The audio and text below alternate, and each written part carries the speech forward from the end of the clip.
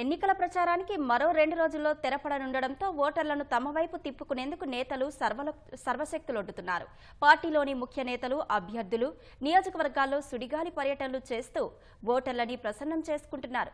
స్థానికంగా నెలకొన్న సమస్యలను ప్రస్తావిస్తూ వాటన్నింటినీ పరిష్కరిస్తామంటూ ఓట్లు అభ్యర్థిస్తున్నారు.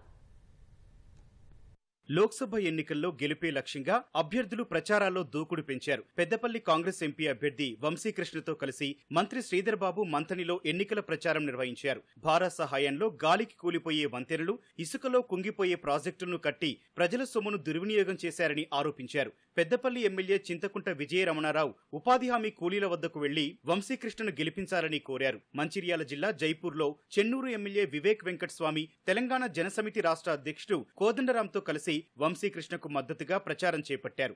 ఖమ్మం వ్యవసాయ మార్కెట్ వద్ద ఎంపీ అభ్యర్థి రఘురామరెడ్డికి మద్దతుగా సిపిఎం ఆధ్వర్యంలో నిర్వహించిన సభలో రాజ్యసభ సభ్యురాలు రేణుకా చౌదరి పాల్గొన్నారు. భాజపా హయాంలో దేశంలో మహిళలకు రక్షణ లేకుండా పోయిందని ఆమె ఆరోపించారు.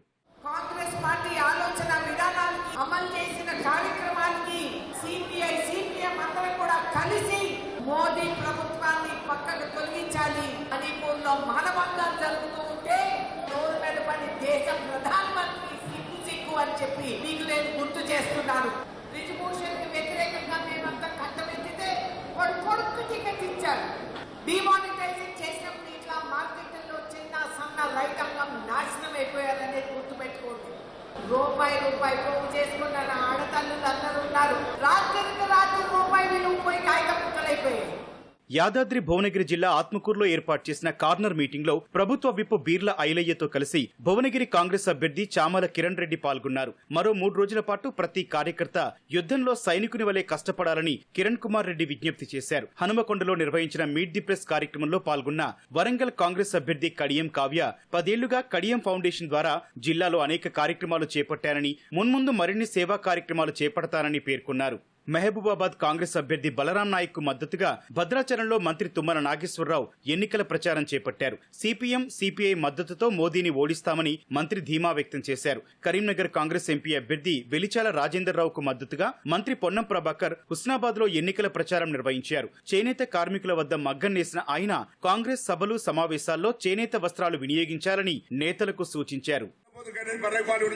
నన్ను ఎమ్మెల్యే గెలిపించారు, ఇప్పుడు ఎంపీ కూడా గెలిపించి దాని తర్వాత ఎట్లా చూపెడతా. 2 కోట్ల ఉద్యోగాలు ఇస్తాను డిఏ. మొత్తం దేశం సంపద తీసుకుని ఆదాన్ని అమ్మానికి కంప్లీట్ సార్. నేను మీకు ఒక్కడే మాట చెప్తాను, చేయబోయేటి మాట ఇచ్చి చెప్తున్నా. పోషమ్మ గుడి ఉంది, పొట్టుని పొడుగు కొడితే పొడుగుని పోషమ్మ కొడుతుంది సాగుతుందా? మేము మాట మీద ఉండేటోళ్ళు తప్పు చెప్పాం. మీకు ఎన్నికలు కాగానే 10 ఏళ్ళకి ఎదురు చూస్తున్న రేషన్ కార్డులు ఇస్తాం. నా దగ్గర 3500 ఇల్లు శాంక్షన్ అయి ఉన్నాయి. ఎలక్షన్ కాగానే ఇల్లు లేని వాళ్ళు, నిజంగా ఇల్లు లేని వాళ్ళకు డబుల్ బెడ్రూమ్ కాదమ్మా మాది 5 లక్షల రూపాయలు ఇందిరామ ఇల్లు. పైసలు ఇస్తాం, మీరే కట్టుకోవాలి. కొత్త పెన్షన్ 4000 రూపాయలు ఇచ్చి పాతలో కూడా 2000 నుంచి 4000 రూపాయలు చేస్తుంది మా మాట. అందరు ఆశీర్వదించి బరాబర్ పనిచేస్తాం.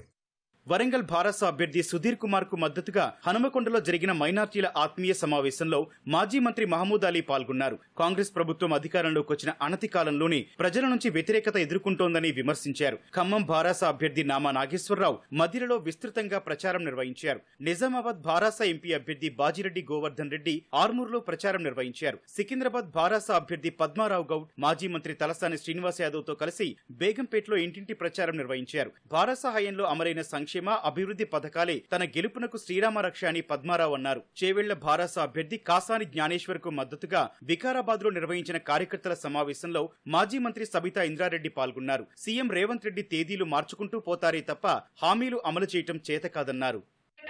5 నెలలు బాకీ పడ్డావు, 5 నెలలు అయిపోయింది అంటే 12,500 రావాలి. నెలకి 2,500 వస్తే బస్సు ఎక్కినప్పుడు 10 రూపాయలు పెట్టుకొని పోనీకి మాకేమి ఇబ్బంది కాదు. కానీ ఫ్రీ బస్ ఒక్కటి చూపించి డబ్బా కొట్టుకుంటున్నారు. 15,000 రైతు బంధు వేస్తాడు, 2 లక్షలు రుణమాఫీ చేస్తాడు, వడ్లు కొట్టి మద్దతు ధర ఇచ్చి 500 రూపాయలు బోనస్ ఇస్తాడు, భూమి లేనులకు 15,000 అకౌంట్లలో వేస్తాడు. ఒకటి కాదు, చాలా చెప్పినారు. ఆగస్టు 15 ఎందుకు? ఎలక్షన్స్ అయిపోగానే జూన్ 5-6 తారీఖు అయిపోతాయి కదా, మరి వేయొచ్చు కదా. అప్పుడే జెడ్పీటీసీ ఎలక్షన్లు, మున్సిపల్ ఎలక్షన్లు, సర్పంచ్ ఎలక్షన్లు అయిపోతాయి. ఇక అన్ని ఎలక్షన్లు అయిపోతాయి. ఇక మనం అడిగేటోడు ఎవడు ఉండడని ఆగస్టు పెట్టుకున్న విషయాన్ని దయచేసి మా రైతన్నలందరూ గమనించమని కోరుతా ఉన్నా.